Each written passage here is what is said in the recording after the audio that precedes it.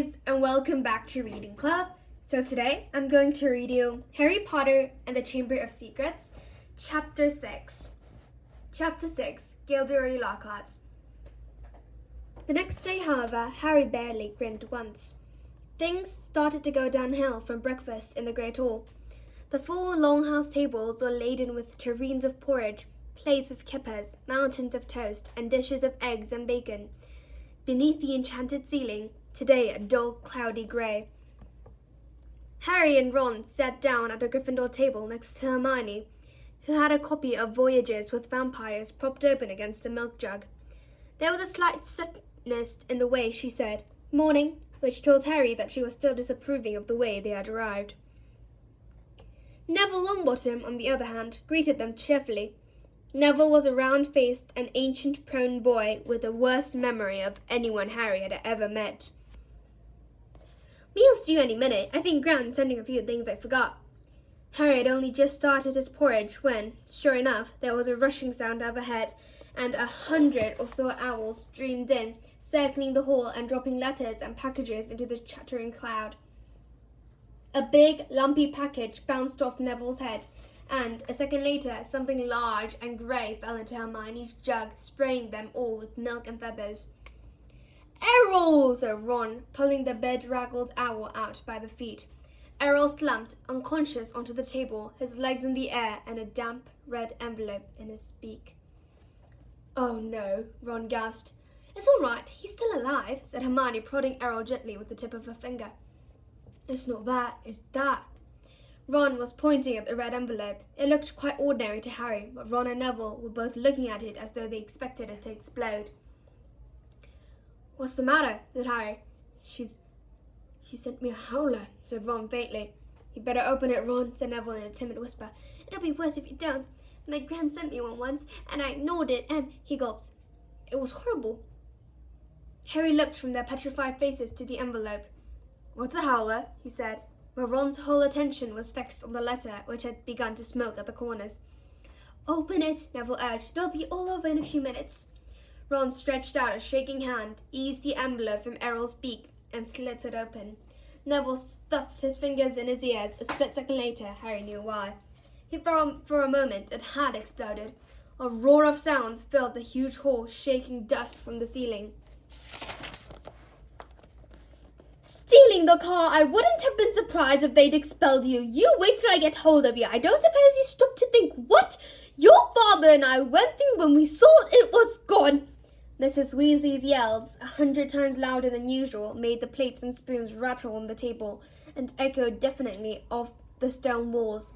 People throughout the hall were swiveling around to see who had received the howler, and Ron sank so low in his chair that only his crimson forehead could be seen. "Letter from Dumbledore last night. I thought your father would die of shame. We didn't bring you up to behave like this. You and Harry could both have died." Harry had been wondering when his name was going to crop up. He tried very hard to look as though he couldn't hear the voice that was making his eardrums throb. "Absolutely disgusted. Your father's facing an inquiry at work. It's entirely your fault, and if you put another toe out of line, we'll bring you straight back home." A ringing silence fell. The red envelope, which had dropped from Ron's hand, burst into flames and curled into ashes. Harry and Ron sat stunned, as though a tidal wave had just passed over them. A few people laughed, and gradually a babble of talk broke out again. Hermione closed Voyages with Vampires and looked down at the top of Ron's head.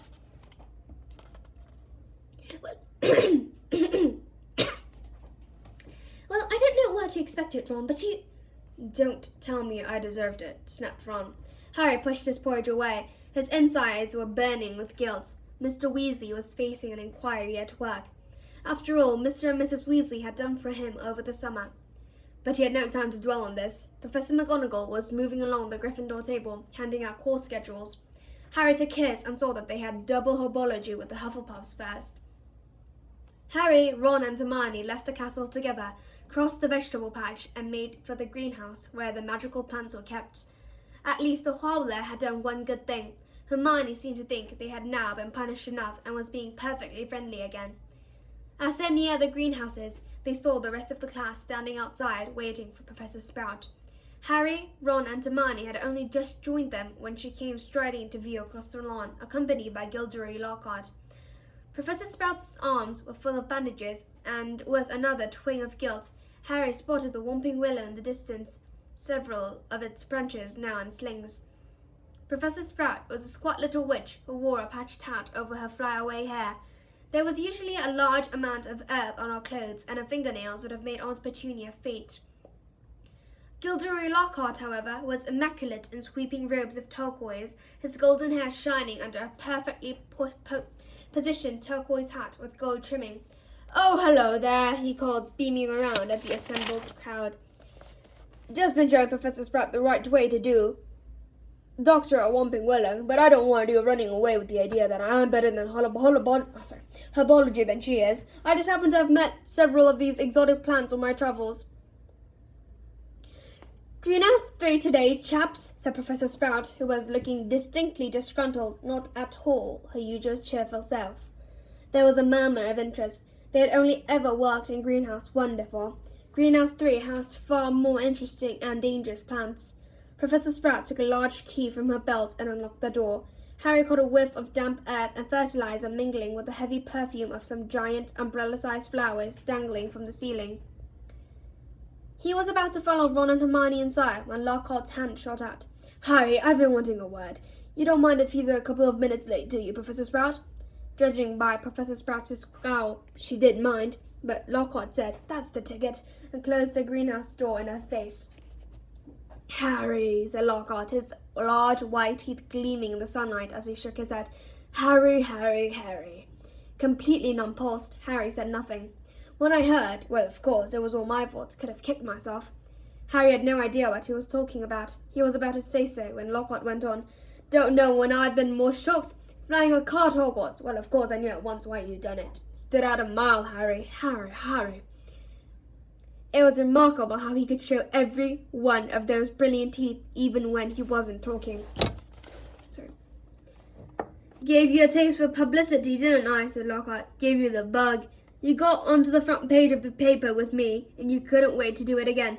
"Oh, no, Professor C." "Harry, Harry, Harry," said Lockhart, reaching out and grasping her shoulder. "I understand. Natural to want a bit more once you've had the first taste, and I blame myself for giving you that, because it was bound to get to your head. But do you hear, young man? You can't just start flying cars to try and get yourself noticed. Just calm down, all right? Plenty of time for all that when you're older." Yes, I know what you're thinking. It's all right for him. He's an internationally famous wizard already. But when I was 12, I was just as much of a nobody as you are now. In fact, I'd say I was even more of a nobody. I mean, a few people have heard of you, haven't they? Oh, the business with he who knows not be named. He glanced at the lightning scar on Harry's forehead. I know.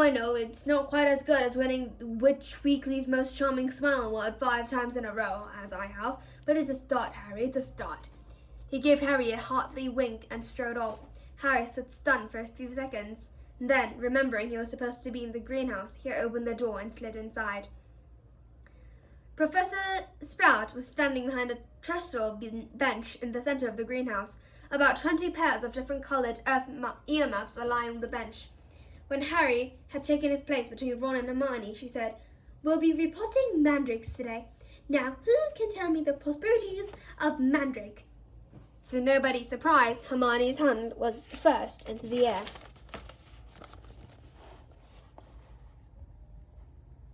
"Mandrake, or mandragora, is a powerful restorative," said Hermione, sounding as usual, as though she had swallowed the textbook. "It is used to return people who have been transfigured or cursed to their original state."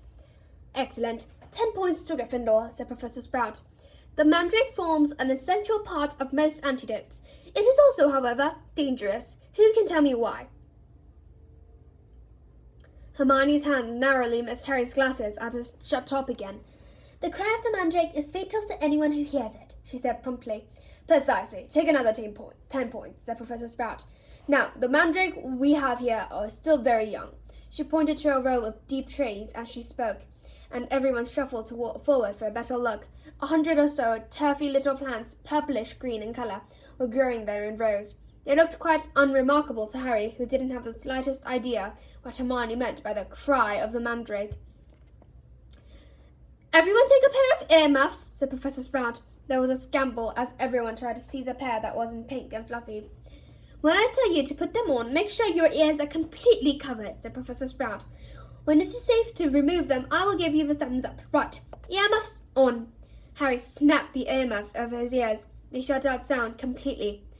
Professor Sprout put the pink, fluffy pair over her own ears, rolled up the sleeves of her robes, grasped one of the toffee plants firmly, and pulled hard. Harry let out a gasp of surprise that no one could hear. Instead of roots, a small, muddy, and extremely ugly baby popped out of the earth. The leaves were growing right out of his head. He had pale green, mottled skin and was clearly balding at the top of his lungs. Professor Sprout took a large plant pot from under the table and plunged the mandrake into him, burying him in dark, damp compost until only the tufted leaves were visible. Professor Sprout dusted off her hands, gave them all the thumbs up, and removed her own earmuffs. "As our mandrakes are only seedlings, their cries won't kill yet," she said calmly, as though she just did nothing more exciting than water a begonia. "However, they will knock you out for several hours, and as I'm sure none of you will want to miss your first day back, make sure your earmuffs are securely in place while you work. I will attract your attention when it is time to pack up. Forward to a tray, there is a large supply of pots here, compost in the stacks over there, and be careful of the venomous tentacula, it's teething." She gave a slap to a spiky dark red plant as she spoke, making it draw the long feelers that had been inching sneakily over her shoulder. Harry, Ron, and Hermione were joined at the table by a curly-haired Hufflepuff boy Harry knew by sight but had never spoken to. "Justin Fletchley," he said brightly, shaking Harry by the hand. "Know who you are, of course, the famous Harry Potter, and you're Hermione Granger, always top in everything." Hermione beamed as she had her hand shaken to, and Ron Weasley, "Wasn't that your flying car?" Ron didn't smile. The howler was obviously still on his mind. "That little caused something, isn't he?" said Justin happily as they began filling their plant pots with dragon dung compost. "Awfully brave chap. Have you read his books? I've died of fear if I'd been cornered in a telephone booth by a werewolf, but he stayed cool and zap. Just fantastic. My name was done for Eton, you know. I can't tell you how glad I am I came here instead. Of course, Mother was slightly disappointed, but since I made her read Lockhart's books, I think she began to see how useful it is to have a fully trained wizard in the family." After that, they didn't have much chance to talk. Their earmuffs were back on, and they needed to concentrate on the mandrakes.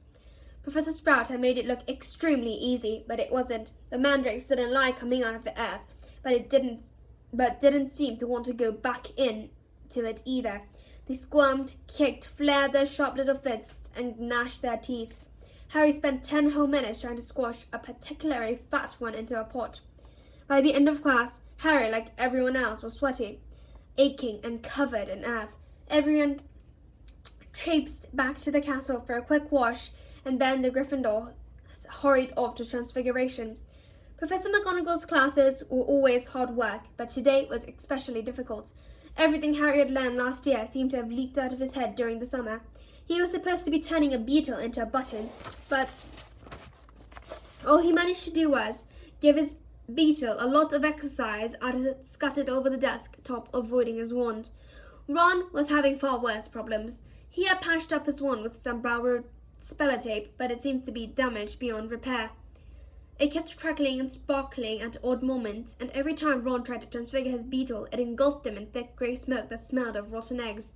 Unable to see what he was doing, Ron accidentally squashed his beetle with his elbow and had to ask for a new one. Professor McGonagall wasn't pleased. Harry was relieved to hear the lunch bell. His brain felt like a wrong sponge. Everyone filed out of the classroom except him and Ron, who was whacking his wand furiously on the desk. "Stupid, useless thing!" "Right home for another one," Harry suggested as the wand let off a volley of bangs like a firecracker. "Oh yeah, and get another howler back," said Ron, stuffing the now hissing wand into his bag. "It's your own fault your wand got snapped." They went down to lunch, where Ron's mood was not improved by Hermione showing them the handful of perfect code buttons she had produced in Transfiguration. "What have we got this afternoon?" said Harry, hastily changing the subject. "Defense against the dark arts," said Hermione at once. "Why?" demanded Ron, seizing a schedule. "Have you outlined all Lockhart's lessons in little hearts?" Hermione snatched the schedule back, blushing furiously. They finished lunch and went outside into the overcast courtyard. Hermione sat down on a stone step and buried her nose in Voyages with Vampires again. Harry and Ron stood talking about Quidditch for several minutes before Harry became very aware that he was being closely watched. Looking up, he saw the very small, mousy-haired boy he'd seen trying on the Sorting Hat last night, staring at Harry as though transfixed. He was clutching what looked like an ordinary mobile camera, and the moment Harry looked at him, he went bright red. "All right, Harry? I'm Colin Creevy," he said breathlessly, taking a tentative step forward. "I'm a Gryffindor too. Do you think, would it be all right if... Can I have a picture?" he said, raising the camera hopefully. "A picture?" Harry repeated blankly. "So I can prove I've met you," said Colin Creevy eagerly, edging farther forward. "I know all about you. Everyone's told me about how you survived when Unaho tried to kill you, and how he disappeared and everything, and how you still got a lightning scar on your forehead." His eyes raked Harry's hairline. "And a boy in my geometry says if I develop the film in the right potion, the pictures move." Colin drew a great shuddering breath of excitement and said, "It's amazing here, isn't it? I never knew all the old stuff I could do was magic till I got the letter from Hogwarts. My dad's a milkman, he couldn't believe it either, so I'm taking loads of pictures to send home to him, and it'd be really good if I had one of you." He looked imploringly at Harry. "Maybe your friends could take it and I could stand next to you, and then could you sign it?" "Signed photos? You're giving out signed photos, Potter?" Loud and scathing, Draco Malfoy's voice echoed around the courtyard. He had stopped right behind Colin, flanked, as he always was at Hogwarts, by his large and thuggish cronies, Crabbe and Goyle. "Everyone line up!" Malfoy roared to the crowd. "Harry Potter's giving out signed photos." "No, I'm not," said Harry angrily, his fists clenching. "Shut up, Malfoy." "You're just jealous," piped up Colin, whose entire body was about as thick as Crabbe's neck. "Jealous?" said Malfoy, who didn't need to shout anymore. Half the courtyard was listening in. "Of what? I don't want a foul scar right across my head, thanks. I don't think getting your head cut open makes you that special myself." Crabbe and Goyle were sniggering stupidly. "Eat slugs, Malfoy," said Ron angrily. Crabbe stopped laughing and started rubbing his knuckles in a menacing way. "Be careful, Weasley," sneered Malfoy. "You don't want to start any trouble or your mum will have to come and take you away from school." He put on a shrill, piercing voice. "If you put another toe out of line." A knot of Slytherin 50ers nearby laughed loudly at this. "Weasley would like a signed photo, Potter," smirked Malfoy. "It'll be worth more than his family's whole house." Ron whipped out his spell-taped wand, but Hermione shut Voyages with Vampires with a snap and whispered, "Look out." What's all this? What's all this?" Gilderoy Lockhart was striding towards them, his turquoise robe swirling behind them. "Who's giving out signed photos?" Harry started to speak, but he was cut short as Lockhart flung an arm around his shoulders and thundered joyously, "Shoulda never asked. We meet again, Harry." Pinned to Lockhart aside and burning with humiliation, Harry saw Malfoy slide smirking back into the crowd. "Come on then, Mr. Creevy," said Lockhart, beaming at Colin. "A double portrait, can't do better than that, and we'll both sign it, for you." Colin fumbled for his camera and took the picture as the bell rang behind them, signaling the start of afternoon classes. "Off you go, move along there," Lockhart called to the crowd, and he set off back to the castle with Harry, who was wishing he knew a good vanishing spell, slow claps to his side. "A word to the wise, Harry," said Lockhart patiently as they entered the building to a side door. "I covered it for you back there with young Creevy. If he was photographing me, too, your schoolmates wouldn't think you were setting yourself up so much." Deaf to Harry's stammers, Lockhart swept him down a corridor lined with staring students and up a staircase. "Let me just say that handing out signed pictures at this stage of a career isn't sensible. Looks a bit big-headed, Harry, to be frank. There may well come a time when, like me, you'll need to keep a stack handy wherever you go, but," he gave a little chortle, "I don't think you're quite there yet." They had reached Lockhart's classroom, and he had let Harry go. At last, Harry yanked his robe straight and headed for a seat at the very back of the class, where he bruised himself with piling all 7 of Lockhart's books in front of him so that he could avoid looking at the real thing. The rest of the class came clattering in, and Ron and Hermione sat down on either side of Harry. "You could have thrown an egg on your face," said Ron. "You had better hope Treevey doesn't meet Ginny, or they'll be starting a Harry Potter fan club." "Shut up," snapped Harry. The last thing he needed was for Lockhart to hear the phrase Harry Potter fan club. When the whole class was seated, Lockhart cleared his throat loudly and silence fell. He reached forward, picked up Neville Longbottom's copy of Travel with Trolls, and held it up to show his own winking portrait on the front. "Me," he said, pointing at it and winking as well. "Gilderoy Lockhart, Order of Merlin, 3rd class, honorary member of the Dark Force Defense League, and 5 times winner of Witch Weekly's Most Charming Smile Award. But I don't talk about that. I didn't get rid of the banded banshee by smiling at her." He waited for them to laugh. A few people smiled weakly. "I see you've all bought a complete set of my books. Well done. I thought we'd start today with a little quiz. Nothing to worry about, just to check how well you've read them, how much you've taken in." When he had handed out the test papers, he returned to the front of the class and said, "You have 30 minutes. Start now." Harry looked down his paper and read, "What is Gilderoy Lockhart's favourite colour? 2. What is Gilderoy Lockhart's secret ambition? 3. What, in your opinion, is Gilderoy Lockhart's greatest achievement to date?" On and on it went, over 3 sides of paper, right down to 54. When is Gilderoy Lockhart's birthday, and what would his idol gift be? Half an hour later, Gilderoy Lockhart collected the papers and rifled through them in front of the class. "Hardly any of you remember that my favourite colour is lilac. I say so in year with the Yeti.